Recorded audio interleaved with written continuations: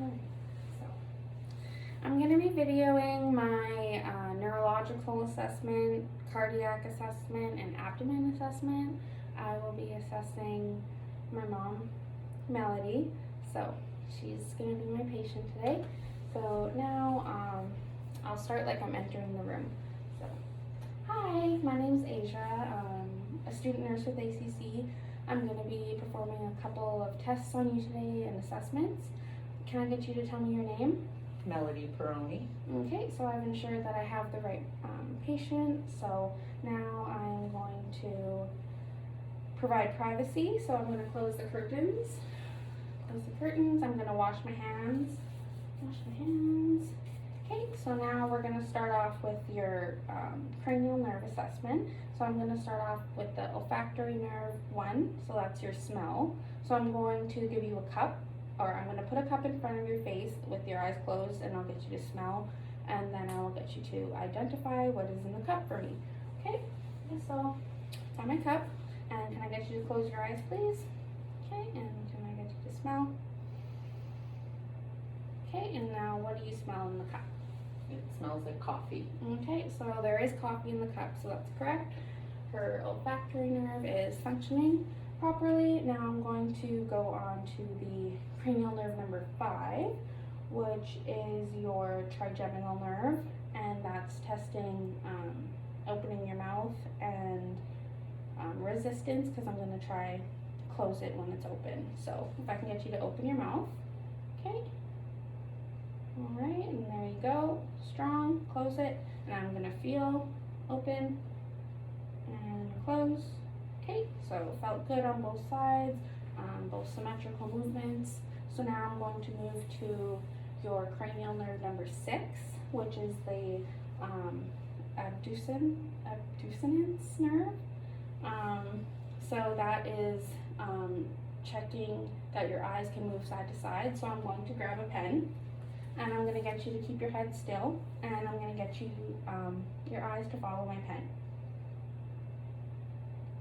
Okay, and that way. Okay, and any problems doing that? No, awesome. So that's working fine. So I'm going to move to your facial nerves. So I'm going to get you to smile for me. Okay, so I'm looking that both sides are symmetrical, there's no drooping, there's no issues smiling. No. And can I get you to puff your cheeks up for me, please? Okay, so both are filling bilateral, no issues doing that. So we're good there. So we're going to move on to cranial nerve number 8, which is your acoustic. So to test this, I'm going to be rubbing my fingers on each side of your ear, and you need to be able to tell me if you can identify that sound. So I'm going to start with the left side. Yeah. Okay, so working, and I'll do this side. Okay, both sounds identified. So now we're going to move to the spinal accessory nerve. That is where I'm going to get you to sit up straight. Now I'm going to put one hand on the side of your face like this, and I'm going to get you to try look, and I'm going to test your strength and resistance. So this side first. Okay. Alright, feels good. Now move to the other side. Okay, and that feels good. So now I'm going to put both hands on your shoulders, and you're going to give me a shrug, and I'm going to test the strength there. Okay, awesome. So it feels good.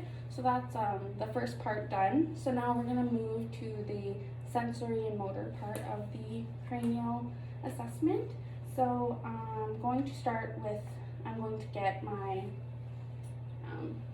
cotton swabbed pen here. So I'm going to get you to close your eyes, and I'm going to touch different parts of your face, and I'll get you to identify which parts I'm touching. So My left cheek. Yep. Okay, now I'm gonna go Middle of my forehead. Yep. My chin. Yep. My right cheek. Yep. Awesome. Okay, so I'm going to put that away. So now we'll be testing your rapid alternating movements of your hands, which tests several aspects of coordination. So the first thing I'm going to get you to do is put your hands on your lap, facing down, and then I'm going to get you to turn them over, and I'm going to get you to keep doing that, and then I'm going to get you to go as fast as you can. Okay?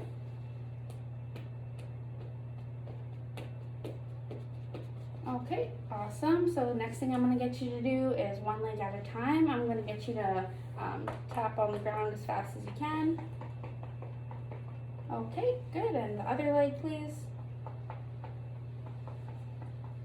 Okay, awesome. So now I'm going to get you, last thing I'm going to get you to do is touch your thumb to all of your fingers and do that as fast as you can.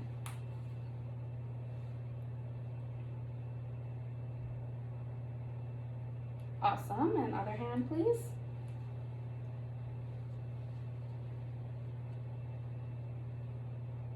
Okay, awesome. So now what I'm going to do is I'm going to test your graphesthesia, which is when I'm going to take your palm and I'm going to trace a letter, and you should be able to identify what I'm tracing into your hand. So we'll start with your left.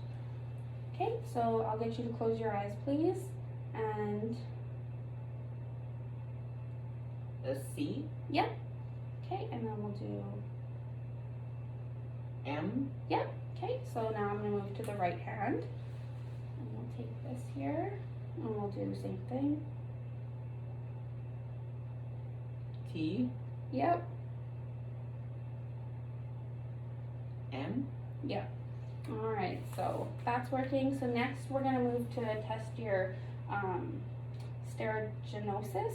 So that's when your eyes are going to be closed again, and I'm going to put an object into your hand. Pretty universal object, so you should be able to identify what it is. Can I get you to close your eyes, please? Okay, so I'm going to place this into your hand, and can you tell me what that is, please? A key.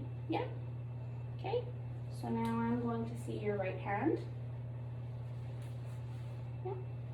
And I'm going to place an object again in there, and you can tell me what that is. A pen. All right, so that's awesome. So you can identify when I trace and objects in both of your hands, so that's good. We're going to move on to, I'm going to put my finger up here, my index finger, and I'm going to get you to put your index finger to your nose to my finger as fast as you can, and I'm slowly going to be going backwards. Okay? Okay, awesome. So now we'll get you to do that with your other hand. We'll start again. Awesome. Okay, so now we are going to take we're going to test your heel to shin. So I'm going to get you to use whatever you want to start with let's start with your right heel. So we're going to put that up to your left knee, shin, and we're going to I'm going to get you to trace it all the way down the middle, okay? Okay, and then I'll get you to do that with your other legs there.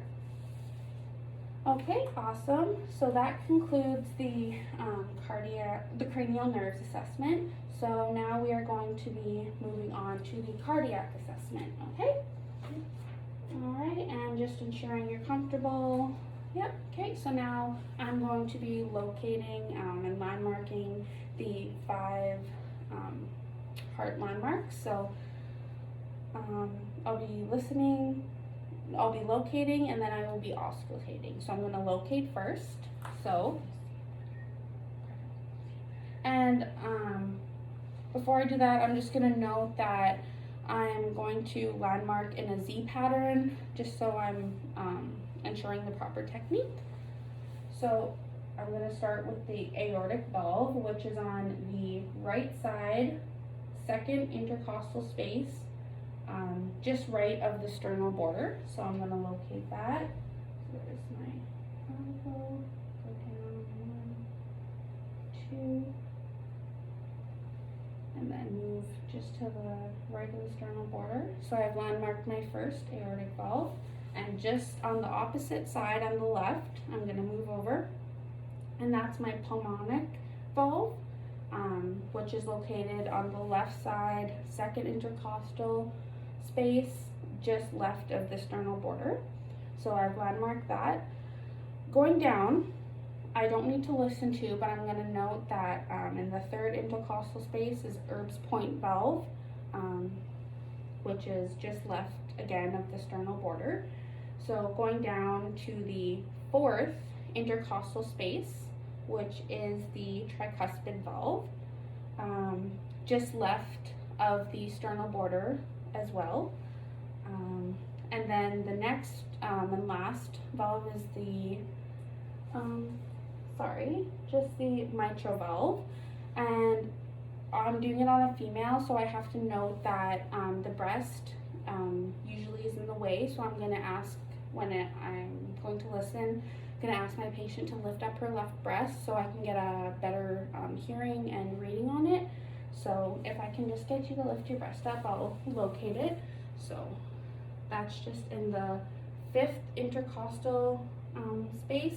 But with the mitral valve, we're going to move over and we're going to go down the mid-clavular line, and that's where the mitral valve is located.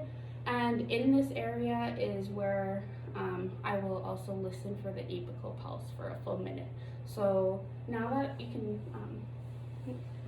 let your breast rest, and now that I've located all 5 landmarks, I'm going to go in and I'm going to auscultate in the Z pattern. Okay. And I'm going to do this with the diaphragm of my stethoscope.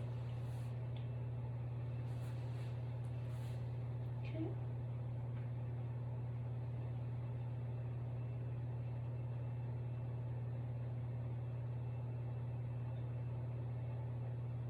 Okay, and that sounds good. Moving over to, that was the aortic valve, moving over to the pulmonic valve on the left side.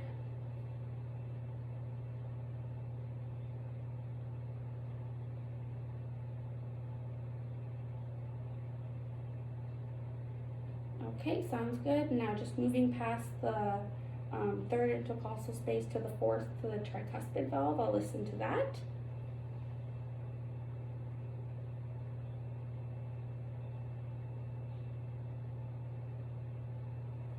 Okay, and that sounds good. And now I'm going to get you to lift up your left breast for me. I'm going to reach under and I'm going to listen to the mitral valve in the fifth intercostal space and the mid-clavular line.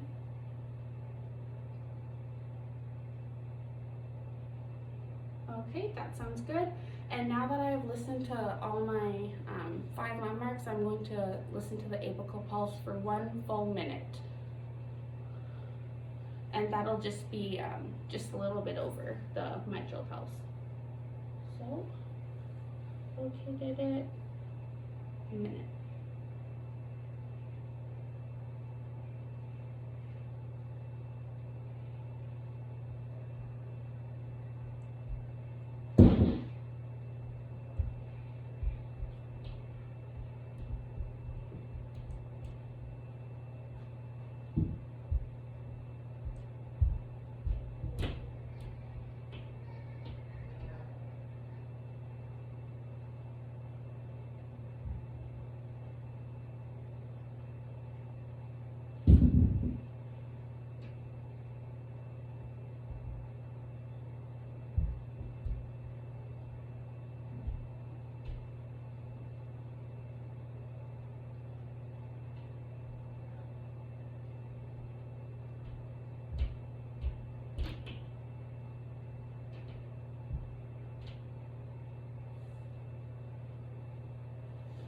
Right, and she has 72 beats per minute, which is normal and healthy, so that's fine. And that concludes the heart assessment. So now we are going to go to the abdominal assessment. I'm just gonna get you to lay down on the couch so you're more comfortable. Okay, I'll move the chair and I'll get you to lay down.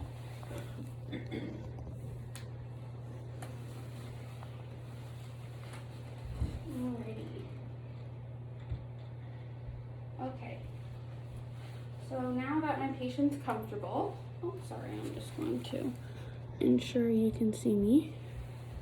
Now that my patient's comfortable, I'm just going to ask, can I lift your shirt up here? Yeah, okay. So now I'm going to inspect the abdomen from like the above angle and the side angle, assuring that there's no protuberance or swelling. And to me, it looks fine. There's no open wounds. There's no dressings, no lesions, no masses that I can see.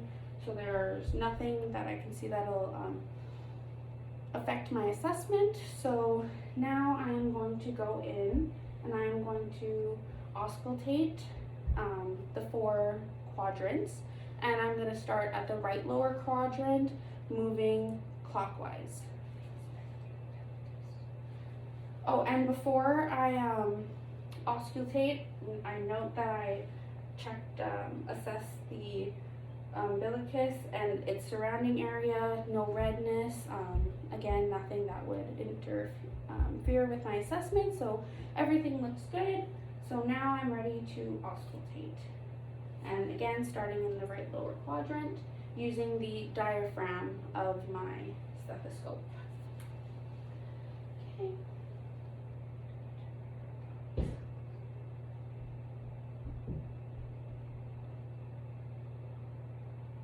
Okay, good. All right, those are good.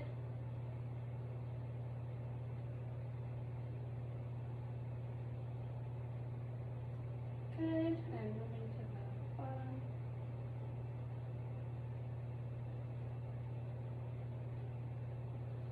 All right, so bowel sounds are present, active. Now I'm going to listen with the bell of my stethoscope for any vascular sounds, so any brewing or abnormalities. Again, using the bell of my stethoscope in all 4 quadrants, starting at the right lower quadrant.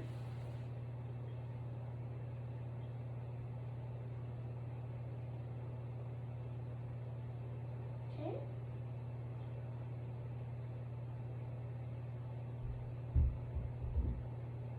All right, good.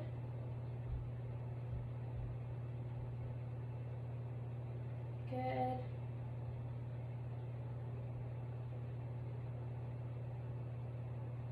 All right, so that's good. No abnormal sounds noted. Everything is sounding normal and active to me. So now I'm going to percuss in all 4 quadrants, looking for any tympanic or dull sounds. So I'm gonna start in the right lower quadrant. Okay, good. All right, sounds good. Again. All right, so all sounds sound good, tympanic, that's what we want in the abdominal area. So now I'm going to go in and I'm going to palpate the abdominal area, just feeling for any masses or slight change like in temperature or anything abnormal that we don't want. So I'm going to start again in the right lower quadrant, working clockwise. Okay. And asking any pain or tenderness. No. Okay. All right. Yeah. Feels good to me. Skin is nice and warm to touch. No swelling or masses, and no pain or tenderness noted from the patient. So I'm going to cover my patient up, and I'll get you to sit up there. Okay, so that concludes your neurological, cardiac, and abdominal assessment. I would ensure that the client is comfortable, they have everything they need, they have their call bell, their beds to the appropriate height, and I would go document my findings and my assessment and put it in the progress notes, and yeah, that's my assessment.